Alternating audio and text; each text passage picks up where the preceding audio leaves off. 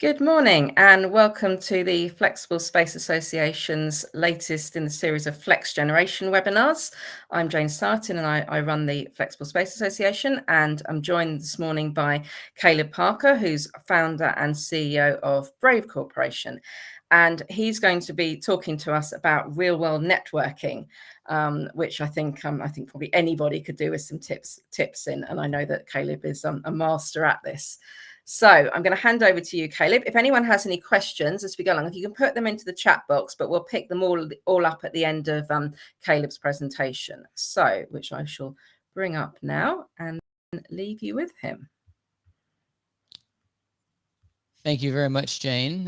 Thank you, Flexa, for having me, and thank you everyone who's joined us today and watching this on the replay. As Jane said, I am the CEO of Brave Corporation. We are a real estate company that's repositioning underperforming buildings with brand-led hospitality. I'm also the host and executive producer of Brave Ideas, which is a podcast and event series. We have an audience on the podcast across 90 countries, and we have conversations with leaders in office real estate, exploring the evolution of the future of office. And obviously today we're talking about networking. And I like this cliche phrase, your network is your net worth. And I think often that is taken to mean people are chasing millions of pounds or dollars or euros. And that's okay too. But I want to talk about it in a real world sense today. So today we will be talking about networking, and I plan to share my views and how I choose to connect with people. And let me just say that I think it's important for us to be human and realize that what I say today is I'm never perfect at this, and you shouldn't feel like you have to be either. But hopefully I leave you with some tips that you can apply in your own way. So what this will not be is a sales talk. What I plan to talk about is how to build relationships that actually matter in our industry, because relationships are the most important thing in business. And my approach is simple. The first thing when I go to an event is I'm not trying to meet 30 people at every single event. I try to have 3 real conversations. I used to go around meeting as many people as I can when in my early days, but I realized that it's more important to build relationships, and you build relationships by having meaningful conversations. The second thing that I'd like to say is that when you're having these conversations and building these relationships with people, the first thing you want to think about is how can you add value first? You might have heard of Gary Vaynerchuk. Maybe you haven't, but he has a book called Jab, Jab, Jab, Right Hook. And what that means is give before you ask. And he makes a boxing analogy. In the boxing world, you're jabbing, getting somebody used to one thing, and then you come up with a right hook. Now, maybe that's not the greatest analogy, but I think it applies here, metaphorically speaking, as an analogy to say, when we're building relationships, the most important thing is how can you help someone? Help someone, help someone, help someone. And then maybe they'll help you, but you don't do it because you want them to help you. You do it because it's a good thing to do. And number 3, when you do meet those 3 people or one person at an event, it's important to follow up with intent, so that conversation doesn't just die out after you leave the event.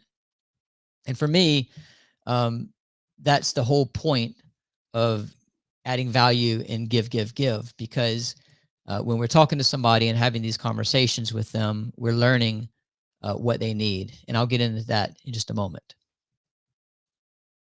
So switch the page here. There we go.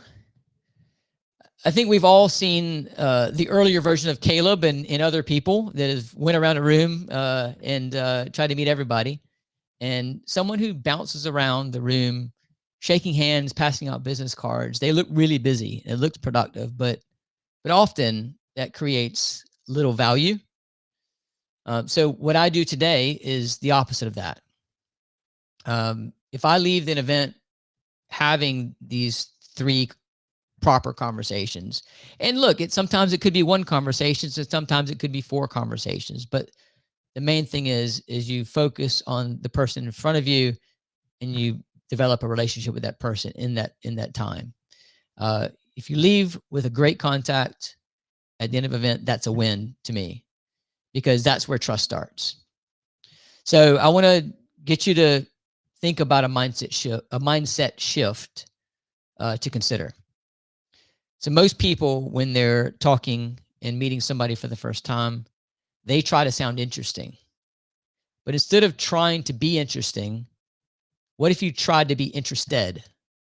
Be interested in that person in front of you. Be interested in what drives them, what they need, and how you can help them. So I always ask first. And again, we're all human, so we're not always perfect at this, but I try to always ask first and then talk second. So when people feel understood, when they think that you're interested in them, and when you are interested in them, that's memorable. They remember you, and they're more likely to reply to you down the road when you reach out later, or if you or they may introduce you to someone else down the road because they remember you. And to me, that's where the opportunity from networking comes from. And it often does come later. It doesn't come on that night, and that's okay.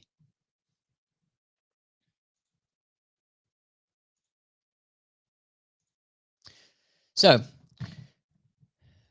I put this up there, how to have a real conversation. It's a bit cheeky because I think we all know how to have real conversations. We have them in our personal lives all the time.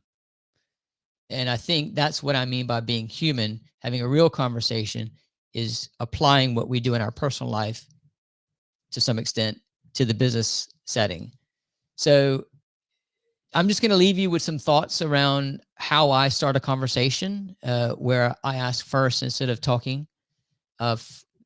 It depends on the context of how you meet that person, but often you see people at an event and you can spot someone who isn't speaking with someone and there's maybe standing around. Go up to them, shake your hand. How are you doing? And that's pretty basic. But what I often do is I ask them, how are they finding the event? Or I might ask them, instead of what do you do? Because often they have name tags, you can sort of see that, is to ask, what do you like most about what you do? Because that's a deeper question, and that requires a deeper answer. And from that deeper answer, you learn a lot. And that gets people talking about the part of their job that matters to them. And you avoid just talking about the job, the name of the company, their title. You go deeper, and deeper is where the value lies. Then often I'll throw in, what is the hardest part of that job? What is the hardest part of the work that you do? What challenges are you facing? Because what that does is it gets them to open up. It gets them to start talking reality and not some polished version elevator pitch that they're trained to give. It actually goes deeper. And again, going deeper is where the value is. And finally, once I've heard the challenges that they experience, the problems that they're facing at that moment, it allows me to start thinking in my head, how can I help them? Who do I know that can help them? So the final thing I always try to do is actually ask, how can I help? And many people will not ask for help. But if you ask them how you can help or how can you help, they'll volunteer or they'll think about it, and it just opens up so many more meaningful conversations from there. Now, like I said, these are just some tips, some thoughts, some questions to sort of ask and put into your conversation mode, but don't treat it like a script. Don't go through 1, 2, 3. Here's the questions I have to ask. Again, be human, be authentic, be yourself. And it's okay to get personal. When I say we know how to have real conversations in our personal lives, bring that in. Talk to them about their interests, their side projects. Talk about stuff that's outside of work as well, because the more you get to know them, the more you get to see the overlaps between you and them, the common overlaps that you have with them, whether that be in common interest or common values. And then on a Venn diagram, common business that in synergy, you might have opportunities to have. And once you start having these overlaps of commonalities, that tends to get people to like you, you like them, you start building a relationship, and ultimately people want to do business with people they like, and they want to do business with people they have a relationship with.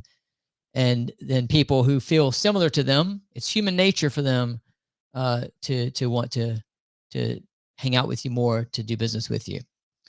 Then finally, at the event, when we've had this great conversation, I personally don't have business cards anymore, but I don't just walk away, say, have a good evening. I always want to have some sort of connection. And what I usually do is on LinkedIn, I pull my LinkedIn out and kindly ask, should we go ahead and connect? Pull up the QR code on LinkedIn, or type in their name, or get them to scan your QR code. You scan theirs, connect right there and then. So that connection is done. You don't have to think about it later. You forgot their name and you got to go look them up. It's done. And then what you can do is later on go in and look at your new LinkedIn connections, and it's easy to come back and connect with them. Now, switching to the next page here.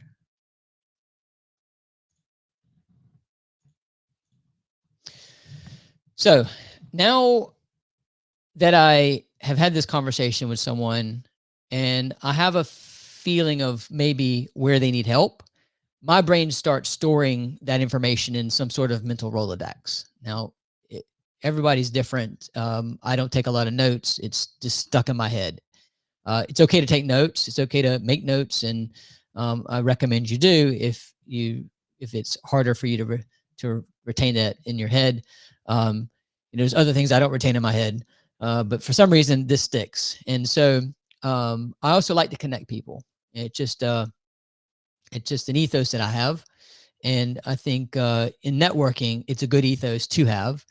And it adds value to both people you connect when you connect people. So if you're thinking about, okay, I just met Darren, or I just met Tia, and they said they are having challenges around this, or these are the types of people that can help them, or this is the kind of business and the clients that they have that they're looking for. I start making mental notes in my head around who I know that I could put them in touch with that would benefit both parties. And ultimately, when I make that introduction, it puts me in good standing, of course, with both, when they can add value to each other. So, but there's a tip here, because when you start to introduce two people, you don't just do it blindly. I always recommend asking for permission. I don't just drop them into a group chat and say, hey, you guys should meet. Because often that can be annoying to people. And in fact, if you got it wrong and maybe they can't add value, you're wasting people's time. So always ask for permission. I think that's huge for your reputation to do that. So what I like to do is ask privately first, and something simple as, are you happy for me to introduce you to Sarah? She's working on X and I think it could be useful for you. And then of course tell Sarah I want to introduce you to Darren, and Darren can help you with X. And if they both say yes, then that's when you make that connection. I know it sounds simple, but it's often overlooked. And think about yourself. If you've got a cold introduction, maybe it's not so bad if it was a good introduction, but if it's not a great introduction, then it maybe it's less convenient for you. So then when you connect them, I make it easy. So I put one line on person A and one line on person B in the email, explain why I thought it made sense to introduce them.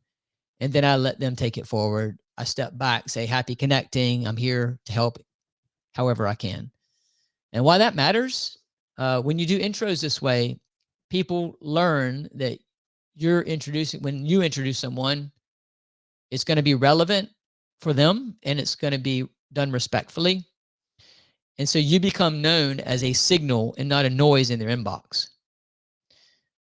Now, that right there is how your name as a networker, as a connector, and maybe even a super connector starts traveling through the different rooms that you're not even in yet. So moving right ahead. I think for me, it's important to remember that, as I said, networking is not just the event. It's what you do after the event. Now, we've already connected on LinkedIn with the QR code. I don't have to chase that person for contact info anymore. And maybe I'm going to make some introductions later on. That's important. But let's say I feel like maybe there's some business to be done. I don't want to go straight into pitch mode in my next follow-up. Nobody likes that. And so what I normally do is the next day or the same day, I'll send them a short LinkedIn message. Maybe I'm on the train ride home. I've already given some thought to how I might be able to help them, who I might be able to introduce them to. And so what I'll do is I'll just send a quick note, good to meet you. And then I'll think about one thing that they mentioned in the conversation, and I'll repeat it back to them. Only though, I don't want to do it just because it's important to do it, only if it resonates with me, only if I align with it, only if there's an overlap. So let's just, for example, I like American football. If I'm having a conversation with someone, they mention something about American football, how they go to the games in London, then I might mention, oh, I see the Jaguars are coming to play. Are you going to the game? Something simple like that. It just reinforces that we have some common interest, and it's something real. It also lets them know that you're listening. And then a few days later, I'll send them something useful. Now, this could be, again, somebody I think they should meet. It could be another event that I think they should go to. It could be a link that I saw, an article that is a reference to what we talked about. It could be a new resource, whatever it is that might line up with the hard parts or the challenges of their job that they referenced in the conversation. I think that's important to do, and it also reinforces that you're adding value. You're give, jab, jab, jab, before you ever go into any right hook or asking for anything. And that right there, that alone, doing these two steps, will put you in the top few percent of people they met that night. I can guarantee you. And then, of course, since you're now connected on LinkedIn, if you are a regular poster, if you publish content on a regular basis, you're now going to consistently show up in their feed. And when they show up in your feed, that creates familiarity, and familiarity creates trust, and trust builds relationships, and relationships leads to business in some way.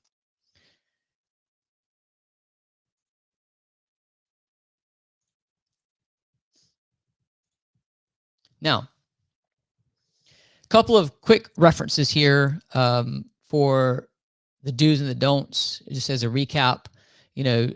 Ask the 3 questions, be real, connect on LinkedIn, do these things on top. If you do these things in a good way, you become the person who listens, who's normal to talk to, and who actually follows up.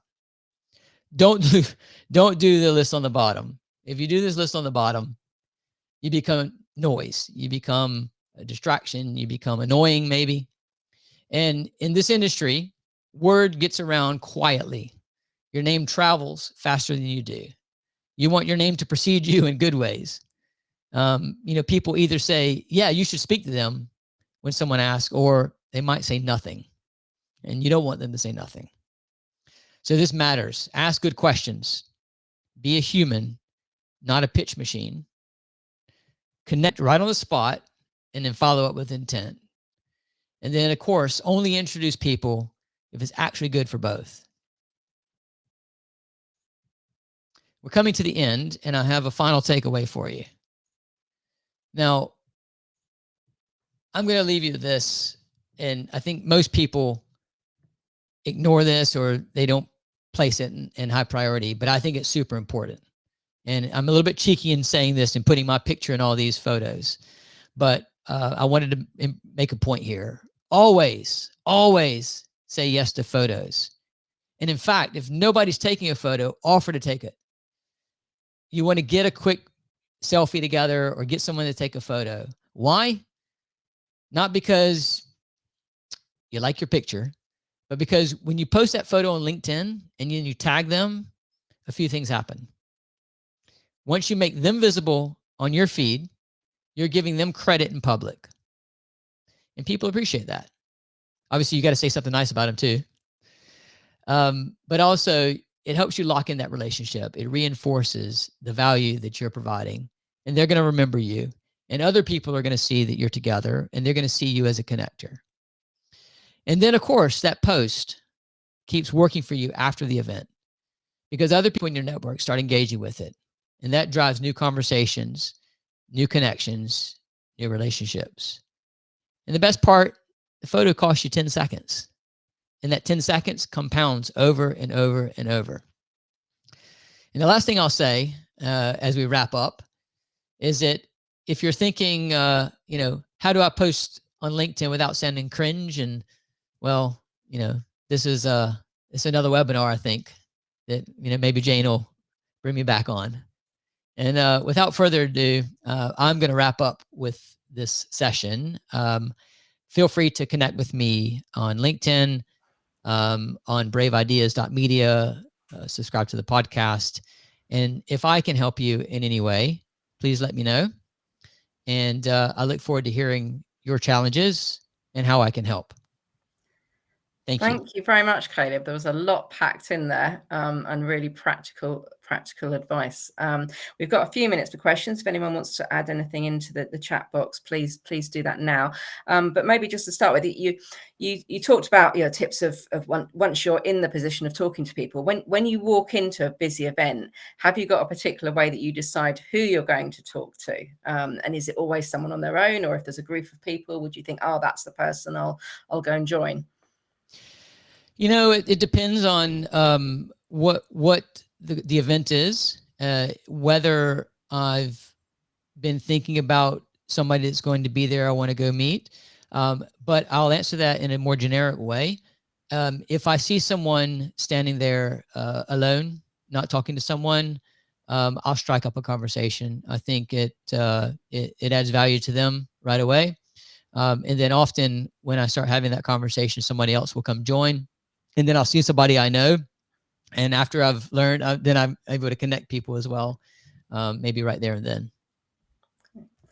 Just bring us back onto the screen there. I know, our Flex Generation initiative is particularly aimed at younger people in the industry. We're sort of targeting around 35 and under.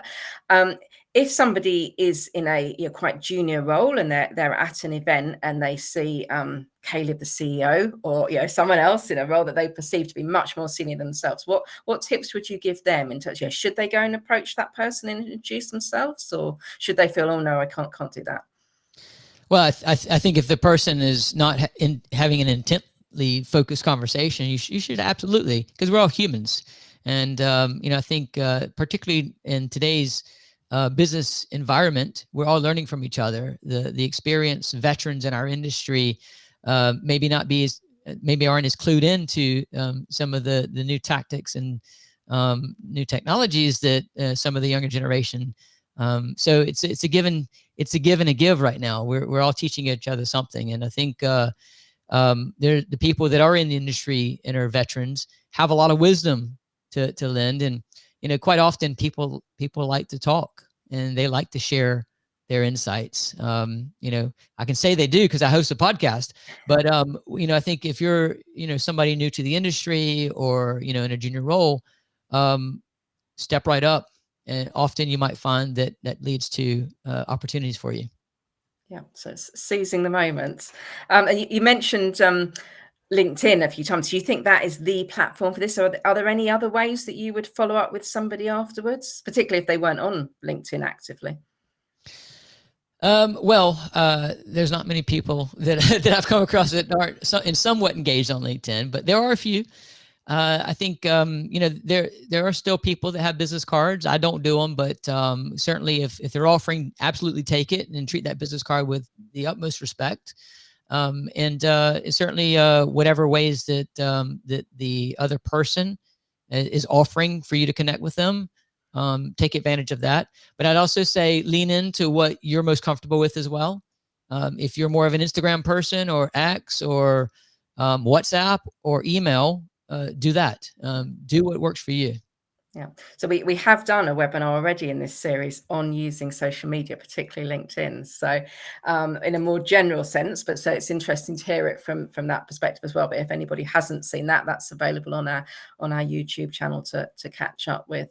Well, I think we'll wrap up there, Caleb, because I think that you've packed a lot in. I think we've all learned something, whether or not we feel like networking is something we're really comfortable with doing, or it is something, I think for many people it is completely terrifying and feels very remote as an idea. But I think you've made it clear that it is something that we can all do something with, and it's just so seizing the moment and going along. I suppose the first thing is as well to go along to things, isn't it?